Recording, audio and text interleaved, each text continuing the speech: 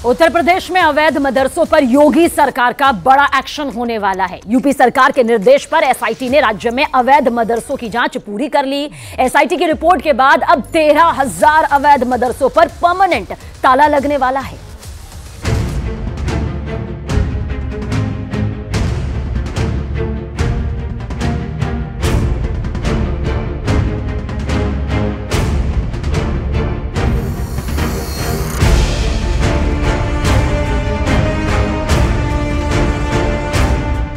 तेरह 13,000 अवैध मदरसों पर योगी स्ट्राइक। मदरसों को बंद करने का आदेश देना ये उचित नहीं है, दुरुस्त नहीं है। हाँ, जहां तक टेरर फंडिंग की बात है तो ये जरूर ये चिंताजनक विषय है। 80 मदरसों को 100 करोड़ की विदेशी फंडिंग। शिक्षा की आड़ में अगर कुछ देश के विरुद्ध गतिविधियां होंगी तो जांचा भी जाएगा और जो दोषी होंगे उनके खिलाफ कार्रवाई भी की जाएगी। तालीम की आड़ में कट्टरपंथ की फैक्ट्री चलाने वाले कई अवैध मदरसों के बंद होने का समय अब आ चुका है। यूपी में इस बार योगी सरकार ने अवैध फंडिंग से अवैध मदरसों का खेल करने वालों पर कानून का बुलडोजर चला दिया है। योगी सरकार ने पिछले साल ही विदेशों से फंड लेकर अवैध गतिविधियों का संचालन करने और कट्टरपंथ को बढ़ावा देने वाले मदरसों पर सख्त एक्शन की प्लानिंग की थी।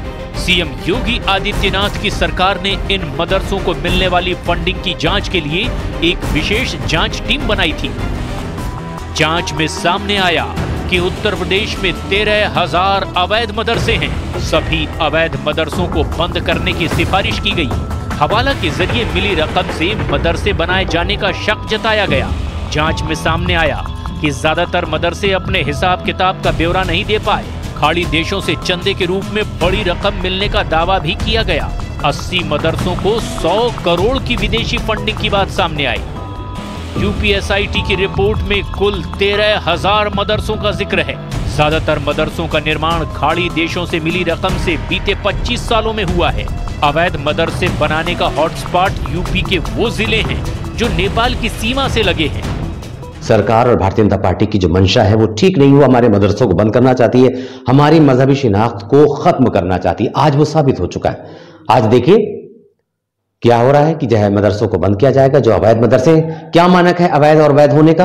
कोई मानक तय नहीं है। भारत नेपाल के सीमावर्ती क्षेत्र में अवैध 13,000 मदरसों की एसआईटी की रिपोर्ट आश्चर्यजनक है। इसमें किसने दान दिया, कहां से पैसा आया, भारत नेपाल की सीमा पर ये सारे मदरसे कैसे रातों रात उग आए और इन मदरसों में क्या पढ़ाया जाता है। भारत सनातन और हिंदुत्व के प्रति द्रोह, देश को टुकड़े टुकड़े बांटने की साजिश के हिस्से हैं ये अवैध मदरसे।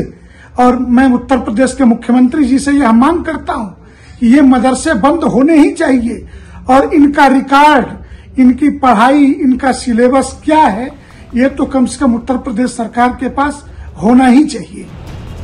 इनमें 7 जिले लखीमपुर, बहराइच, पीलीभीत, महाराजगंज, सिद्धार्थनगर हैं और उसकी वजह यही है कि अवैध मदरसों पर जब एक्शन लिया जाए तो इन इलाकों से नेपाल भागने में आसानी हो। देखिए, कोई भी देश में शिक्षा व्यवस्था को लेकर के कोई सवाल नहीं है, लेकिन शिक्षा की आड़ में अगर कुछ देश के विरुद्ध गतिविधियां होंगी तो जांचा भी जाएगा और जो दोषी होंगे उनके खिलाफ कार्रवाई भी की जाएगी। और उसी के क्रम में कार्रवाई की स्थिति हो सकती है, हुई हो। और आने वाले समय में हम लोग इस दिशा में यह मानते हैं कि जो भी गलत रास्ते अपनाएं वो सब सही रास्ते पे आवे, क्योंकि सही रास्ते में उनको भी कोई समस्या नहीं होगी, प्रदेश और देश को भी कोई समस्या नहीं। ये केवल मदरसे बंद नहीं कर रहे हैं, ये संस्कृत के विद्यालय भी बंद कर रहे हैं। जो सुविधाएं नेताजी ने, समाजवादियों ने संस्कृत के शिक्षकों के लिए, गुरुओं के लिए या संस्कृत की संस्थाओं के लिए दिया था, उसको भी छीन रहे हैं। ये भारतीय जनता पार्टी केवल एक समाज की दुश्मन नहीं है, ये देश को दुश्मन है, देश की। अवैध मदरसों का संचालन बंद करने से न केवल छात्रों का भला होगा, ये देश हित में भी उठाया गया बड़ा कदम होगा। क्योंकि ये समझिए कि इन अवैध मदरसों से देश को कितना बड़ा खतरा है और क्यों इन पर तुरंत ताला लगाने की जरूरत है।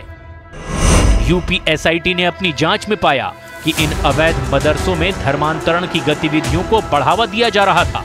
अधिकांश मदरसों की फंडिंग विदेशों से हो रही थी। इन मदरसों का इस्तेमाल भारत विरोधी गतिविधियों के लिए भी किया जा रहा था। विदेशों से फंड यानी कि पैसा पाने वाले अपने आकाओं के इशारों पर नाचते थे। रिपोर्ट में आशंका जताई गई कि सोची समझी साजिश के तहत टेरर फंडिंग के लिए जुटाई गई इस रकम को हवाला के जरिए मदरसों के निर्माण के लिए भेजा गया। एकदम सिरे से मदरसों को बंद करने का आदेश देना ये उचित नहीं है, दुरुस्त नहीं है। हाँ, जहाँ तक टेरर फंडिंग की बात है तो ये ज़रूर ये चिंताजनक विषय है और इस पर देश की सालियत और यकता और अखंडता पर समझौता नहीं किया जा सकता। जिस मदरसे को भी इसमें मुलविस पाया जाए या जो व्यक्तियां, जो शख्सियात भी अगर इसमें मुलविस हैं तो उनका चेहरा ओपन करना चाहिए, मदरसे का नाम बताना चाहिए ताकि लोग जो है होशियार रहें। यूपी में अवैध मदरसों के बारे में कई बार जानकारी मिली थी। यहाँ तालीम के नाम पर धर्मांतरण का रैकेट चलाया जाता है। पिछले साल जुलाई में यूपी के गाजियाबाद में पुलिस ने ऐसे ही एक मामले में 3 लोगों को गिरफ्तार किया। इनमें से 2 पहले हिंदू थे, बाद में मुसलमान बन गए। इन्होंने एक और शख्स की मदद से 7 युवक युवतियों का धर्मांतरण कराया था। पकड़े गए आरोपियों में देवबंद मदरसे के छात्र, कोचिंग संस्थान संचालक और एक प्राइवेट कंपनी का कर्मचारी शामिल था। ये गैंग प्रतिबंधित जाकिर नाइक का वीडियो देखता था। यूपी के कई जिलों में धर्मांतरण गैंग ने मदरसों को अपना ठिकाना बना लिया है, जहां धर्मांतरण के शिकारी मौलवी के वेश में बैठे रहते हैं और यहां कट्टर पंथ की तालीम दी जाती है। इसीलिए ऐसे मदरसों पर एक्शन जरूरी है।